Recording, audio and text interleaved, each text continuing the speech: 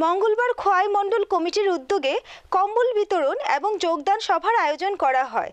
জেলার ধলাবিল চা বাগান এলাকায় আয়োজিত এই অনুষ্ঠানে 135 জন বিরোধী সিপিএম দল ত্যাগ করে গেরুয়া শিবিরে যোগদান করেন। লোকসভা নির্বাচনের আগে রাজ্যে ফের বিরোধী শিবিরে ভাঙন। এবার নেতাজির জন্মদিনে বিজেপি খোয়াই মণ্ডল কমিটির উদ্যোগে ধলাবিল চা বাগানে কম্বল বিতরণ এবং যোগদান সভায় 135 জন বিরোধী শিবির ত্যাগ করে শাসক দলে যোগদান করেন।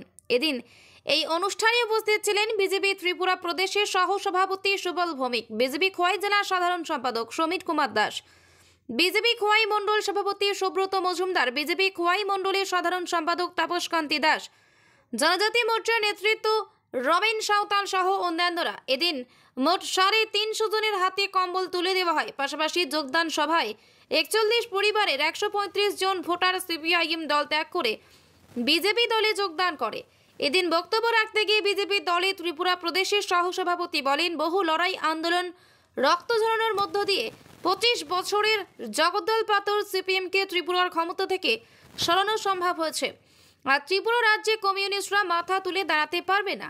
আগামী দিনে যারা এখনো বিরোধী শিবিরে রয়েছে তাদেরকে বিজেপিতে যোগদানের আহ্বান করেন সুবল ভৌমিক।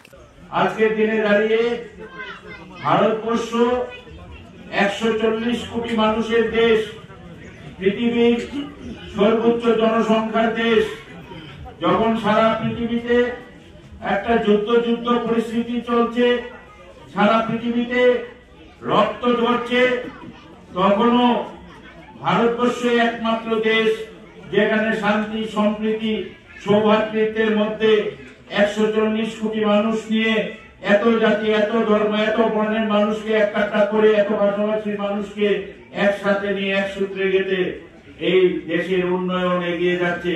আজকের পৃথিবী আমাদের দেশটাকে সমীহ করছে, আমাদের প্রিয় প্রধানমন্ত্রী নরেন্দ্র ভাই দামোদর দাস মোদীকে সমীহ করছে।